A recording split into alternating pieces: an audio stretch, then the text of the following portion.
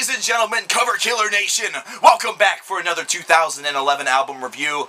And it's time for us to review something that's been so anticipated for so long by so many people. This is an album that a lot of people were looking forward to, and it's one that's going to be released here in a few weeks, but it's already, come to my ears. How did it happen? I don't know. I don't know how it happened, man. A dramatic turn of events by Dream Theater. The first album to feature new drummer Mike Mangini. The first album to not feature drummer Mike Portnoy, who is now doing his own project. So yeah, this is going to be a huge difference, obviously. People have been saying for months, ever since I posted the announcement that Mike had been announced as the new drummer of Dream Theater, that this was going to cause a lot of differences in the band. The sound was still going to sound the same, redundancy or not.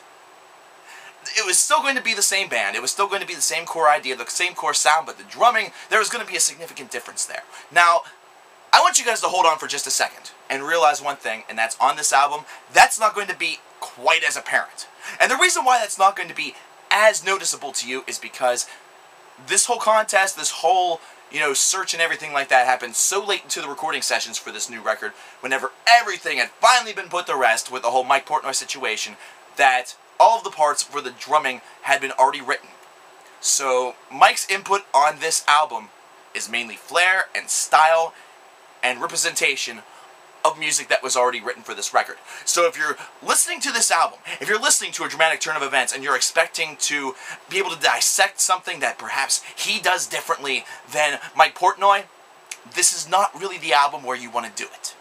You really want to look at whatever disc follows this one, because that's where it's really going to show itself. Or if you ever have the opportunity to go see Dream Theater live, and Mike is granted the ability to do a drum solo, that's where you're going to really see Mike shine. That's where it's going to become apparent where the differences between Mangini and Portnoy are, between one Mike and the other Mike. So let's get into A Dramatic Turn of Events. This is a 77-minute long, highly anticipated thrill ride. And I gotta say this. I gotta get this out of the way right now. The very first words that I use in order to speak about the music on this album, and that's damn.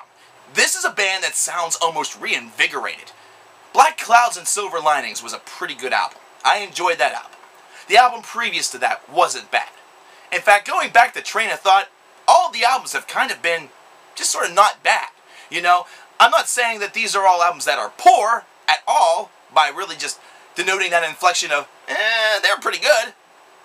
But it just doesn't seem as though they were capturing the same magic as they were on other albums such as Awake, or Images and Words, or Metropolis 2, Scenes from a Memory, or even 6 Degrees of Inner Turbulence. It seemed as though something was missing, something was gone. There was an incomplete idea that was formulating around this band. But with this album, right whenever you get started, on the Backs of Angels, yeah, we've already heard it, we know what's going on, so that one, you almost say it doesn't count, but it does. But getting into Build Me Up, Break Me Down, you're all of a sudden just like, whoa, wow. And I gotta say, there's some searing words on this, and I'm not 100% sure what the subject matter is really supposed to be regarding on this track. I have theories. I'm not willing to really speak those theories until I'm able to really develop them a little bit more, but man, this definitely has personal written all over it. In fact, this whole album really has a lot of personal written all over it throughout the 77 minutes. Now, as far as musically concerned, there's not that much of a difference in what Dream Theater does. Dream Theater is a band that is constantly going to kind of, not so much reinvent the wheel of progressive music, of progressive metal, as they're going to tweak and fine-tune the formula in which they have already written and stylistically pathed throughout their long and lengthy career. So this is an album where longtime Dream Theater fans are going to be like, this is exactly what I expected. This is exactly what we needed. There's a kick in the balls here. This is an album that's not necessarily fucking and fiddly-diddling around with all this other crap that maybe has been bogging the band down and distracting them. There's an influence there that's really a little bit more centered. It's not really an egocentrical process any longer. It's now a process that's a little bit more open. There's a lot more options available.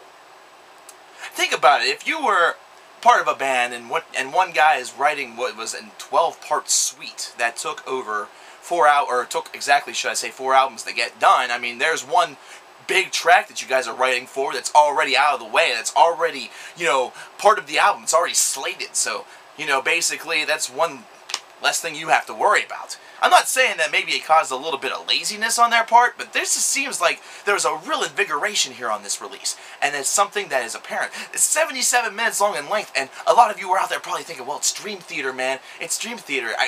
They just spack off on their instruments and masturbate to the war god that is the guitar of John Petrucci for like an hour and 10 minutes. No, it's not quite like that.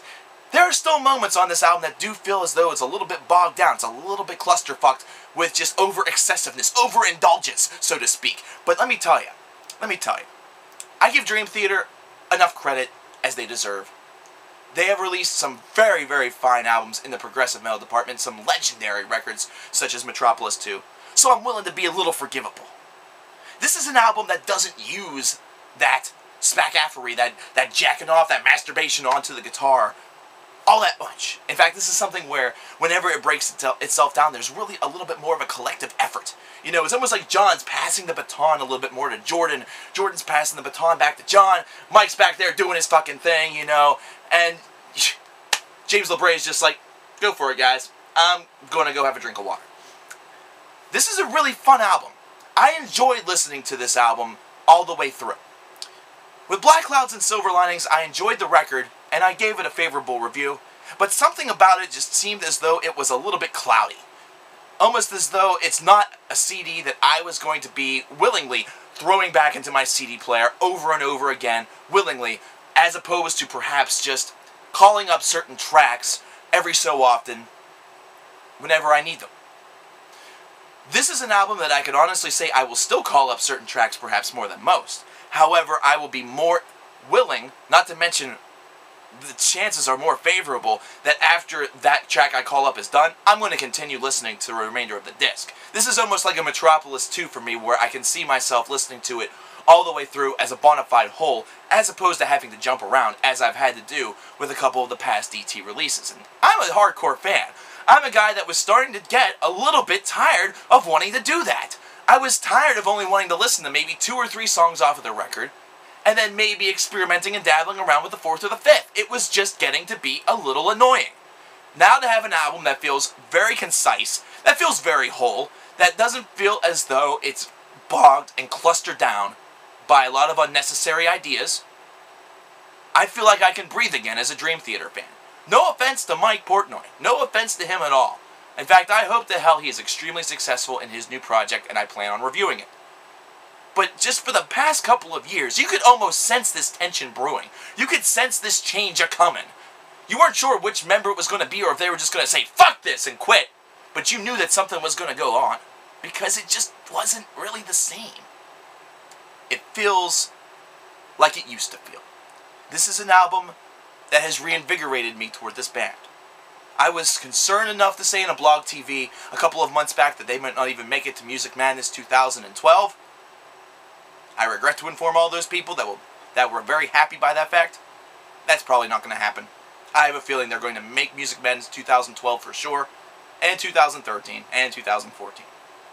This is a fantastic release. This is an anticipated release that did not let me down. That's something that's been really, really kind of eating away with me for a while. And to finally know, that finally understand, and finally realize that Dream Theater was not going to let me down the way that the likes of Morbid Angel and Queensryche had, is just a fantastic feeling, and has me really prepped up for the rest of September. I give this album an 8.5 out of 10, maybe pushing towards an 8.75. Listen to this album, check it out, and definitely pick it up whenever it comes out. Well worth the money, well worth the wait. Thank you, Mike Mangini. Thank you, John Petrucci. Thank you to the rest of you. I love you. Peace out.